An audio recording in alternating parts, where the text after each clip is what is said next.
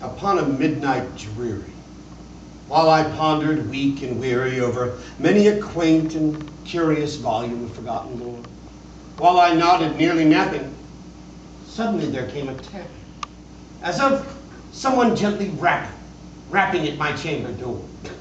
"'Tis some visitor," I muttered, rapping at my chamber door. Only this, and nothing more. Ah, distinctly I remember. It was in the bleak December, and each separate dying ember wrought its ghost upon the floor. Eagerly I wished the morrow. Vainly I had sought to borrow from my books surcease of sorrow.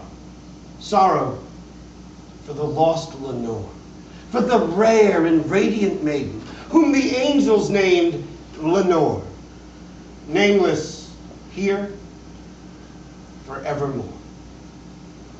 And the silken, sad, uncertain rustling of each purple curtain thrilled me, filled me with fantastic terrors never felt before.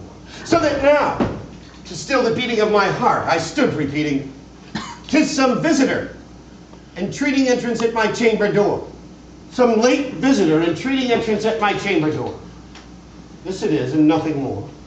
Presently, my soul grew stronger, hesitating then no longer. "Sir," said I, "or madam, truly your forgiveness I implore, but the fact is I was napping, and so gently you came rapping, and so faintly you came tapping at my chamber door, that I scarce was sure I heard you. Here I opened wide the door. Darkness there, and nothing more. Deep into that darkness peering, long I stood there, wondering, fearing, doubting, dreaming dreams no mortal ever dared to dream before.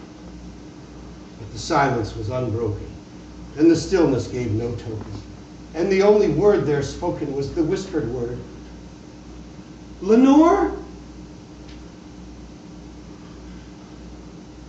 This I whispered, and an echo murmured back the word Lenore. Merely this, and nothing more. Back into my chamber turning, all my soul within me burning. Soon again I heard a tapping, somewhat louder than before. "Surely," said I, "surely that is something at my window lattice. Let me see then what thereat is, and this mystery explore. Let my heart be still a moment, and this mystery explore. 'Tis the wind, and nothing more." Open here, I flung the shutter, when, with many a flirt and flutter, in there stepped a stately raven of the saintly days of yore. Not the least obeisance made he, not a minute stopped or stayed he, but with mien of lord or lady, perched above my chamber door. Perched upon a bust of Pallas, just above my chamber door. Perched and sat, and nothing more. Then this ebony bird, beguiling my sad fancy into smiling by the grave and stern decorum of the countenance it wore.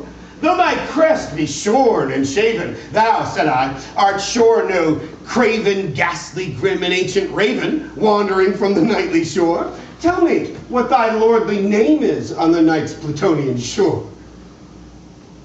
Quoth the raven, "Nevermore." Much I marveled, this ungainly fowl, to hear discourse so plainly, though its answer little meaning, little relevancy bore. For we cannot help agreeing that no living human being ever yet was blessed with seeing bird above his chamber door, bird or beast upon the sculptured bust above his chamber door, with such a name as Nevermore. But the raven, sitting lonely on that placid bust, spoke only that one word, as if his soul in that one word he did outpour. Nothing further than he uttered, not a feather, and he fluttered till I scarcely more than muttered, "Other friends have flown before. On the morrow he will leave me, as my hopes have flown before." Then the bird said, "Nevermore," startled at the stillness broken by reply so aptly spoken. "Doubtless," said I, "what it utters is its only stock in store, caught from some unhappy master whom unmerciful disaster followed fast and followed faster till his songs one burden bore, till the dirges of his hope that melancholy burden bore of never, nevermore. But the raven, still beguiling all my fancy into smiling, straight I wheeled a cushioned seat in front of bird and bust and door. Then, upon its velvet sinking, I betook myself to linking fancy unto fancy, thinking, what this ominous bird of yore, what this grim, ungainly, ghastly, gaunt, and ominous bird of yore meant in croaking nevermore. This I sat, engaged in guessing, but no syllable expressing to the fowl, whose fiery eyes now burned into my bosom's core.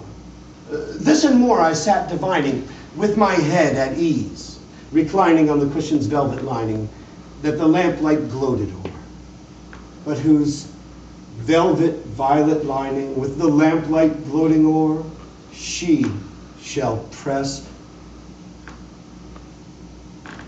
Ah, nevermore. Then methought the air grew denser, perfumed from an unseen censer swung by seraphim, whose footfalls tinkled upon the tufted floor. Wretch, I cried, thy God hath lent thee, by these angels he hath sent thee respite and nepenthe from thy memories of Lenore. Quaff, oh quaff this kind nepenthe, and forget this lost Lenore. Quoth the raven, nevermore. Prophet, said I, thing of evil. Prophet still, bird or devil, whether tempter sent or whether tempest tossed thee here ashore, desolate yet all undaunted, on this desert land enchanted, on this home by horror haunted. Tell me truly, I implore, is there balm in Gilead? Tell me, I implore. Quoth the raven, nevermore. Prophet, said I, thing of evil, prophet still if bird or devil, by that heaven that bends above us, and by that God we both adore. Tell this soul, with sorrow laden, if within the distant Aden it shall clasp a sainted maiden, whom the angels name Lenore. Clasp a rare and radiant maiden, whom the angels name Lenore. Quoth the raven, nevermore. Be that word our sign of parting, bird or fiend, I shrieked upstarting. Get thee back into the tempest and the night's Plutonian shore. Leave no black plume as a token of that lie. Thy soul hath spoken. Leave my loneliness unbroken and quit the bust above my door. Take thy beat from out my heart, and take thy form from off my door. Quoth the raven, never more. And the raven, never flitting, still is sitting. Still is sitting on that pallid bust of Pallas, just above my chamber door. And his eyes have all the seeming of a demon's that is dreaming.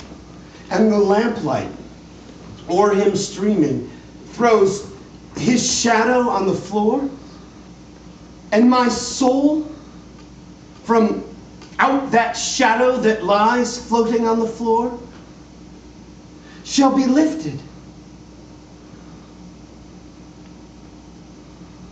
Nevermore.